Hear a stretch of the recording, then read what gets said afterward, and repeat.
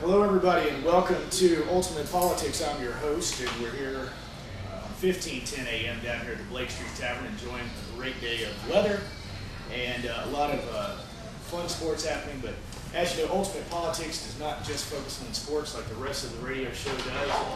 We actually focus on what's going on in current events as we get ready for the Super Bowl of politics, the coming of the Democratic Convention next August in 2008. My guest today is Gary Eckman, who has many other names that he goes by, but one of the things that he is... You used to make it sound like I got otherwise known as with a police blotter. Well, Gary is actually, I owe a lot of a debt of gratitude for giving me the opportunity to be on KMHS, Norris Sports Radio, to do this show. We're not KMHS. We're not we're still KCKK. Okay, well, we're Mile High Sports Radio. There you go. And the purpose of this show is to talk about politics, as we said, and Gary being not only a great guy, but he also has met five presidents. Five presidents, yes, sir. And tell me, how did you get, how were you able to do that? Well, it's a long story from a very young age. My dad was the vice president of National Farmers Union back in the 50s. First president of the American Federation of Teachers, but National Farmers Union president. And they had their national convention in Denver after Harry Truman was a former president. And he was a keynote speaker and came to town, and he got us seats up in, it used to be the Savoy Hotel, I don't know that even in Denver anymore, and got my mom and I and my sister and brother seats way up in the upper deck. And of course I said, well, this is too far for me to see, and I worked my way down to the press row and was sitting on the edge of the stage when the president of Farmers Union, Jim Patton, came by and tossed me a couple of coats and said, hold these for us. It was in the winter, and one was his and one was President Truman's. And when they were leaving, they said, well, where's the coats? I said, well, here's yours, but I'm holding his. And I got up on a chair and held Truman's coat so he could get it on, and turned around, shook my hand, and walked away. So the Truman visit was fairly short. And how old were you then? 10. And so then you got presidential fever and started being president. Well, you know, my dad was in politics and knew Humphrey when he ran for this president of the American Federation of Teachers. Humphrey was the mayor of Minnesota, or mayor of Minneapolis, and they did the convention there. So my dad got to meet Humphrey way back in the late 40s, and got to be friends. And then my parents were always delegates, just about as long as I can remember, the Democratic conventions. And in 1960, my dad was still with Farmers Union, but running a lot of JFK's campaign in the western states. And we went up to Billings, Montana. This is one of my favorite ones. We went up to Billings, Montana for a Western Power Resource Conference, September of '60. And Kennedy came through to give the speech at the thing, and said, well, we need someone to run errands, kind of a personal page. Do you have anybody? And my dad said, well, yeah, how about my son? I was like 14 at the time. So I sat in a room with Senator Kennedy at the time for probably 3 hours while he's writing the speech and sending me through Cokes and hamburgers. Said he wanted a Heineken, but I wasn't able to buy it. And actually got a picture taken with him, which I would still love to find. Somebody from the newspaper up there took a picture of it. Oh, now what newspaper was that?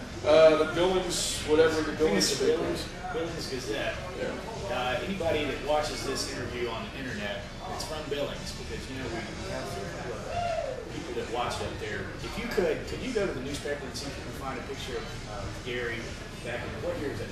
1960, September '60, Western Power Resources Conference, and then we did microfilm. It wouldn't be on the internet, and it was really impressive, and because I, of course, a big Kennedy fan, and my dad was a big Kennedy fan.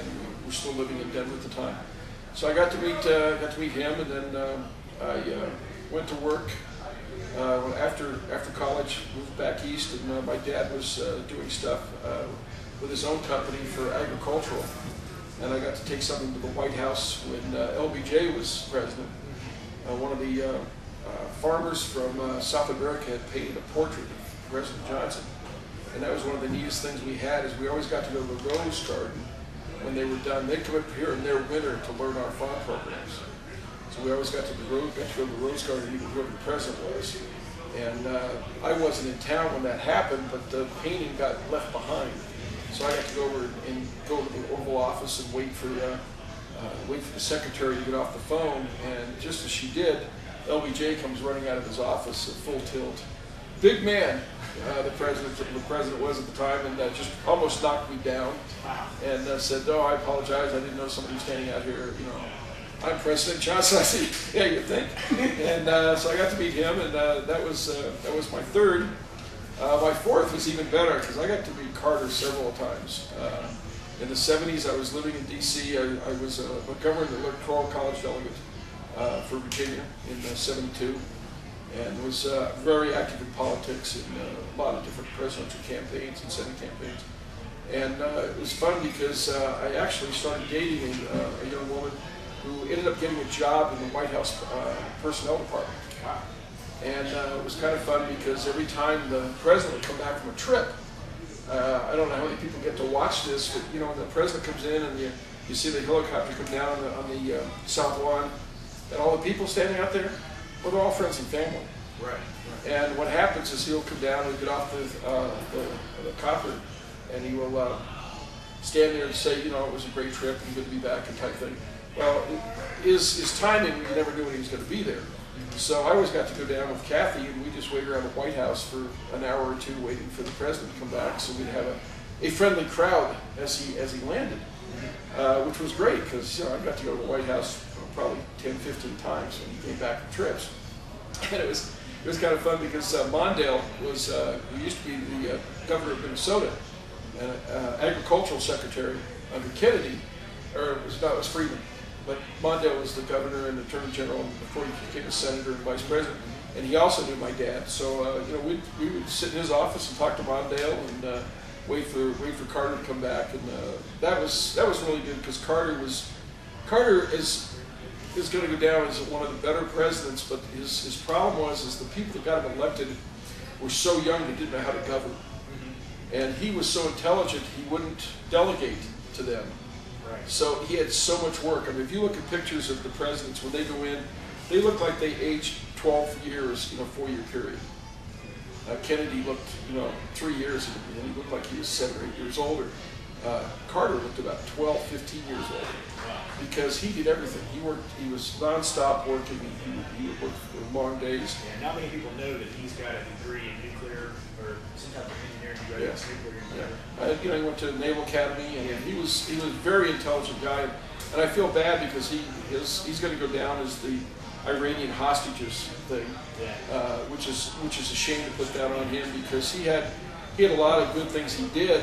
He was just overwhelmed with the job because Jody Powell and Hamilton Jordan and those guys, they're like 23, 24, 25 when he went in. And it's hard to have them go to the Senate and the House when you have guys like Byrd and Thurman who have been there twice as long as they've been alive, trying to get things done. And it's just a shame that Carter's going to have that kind of moniker over his neck for a while.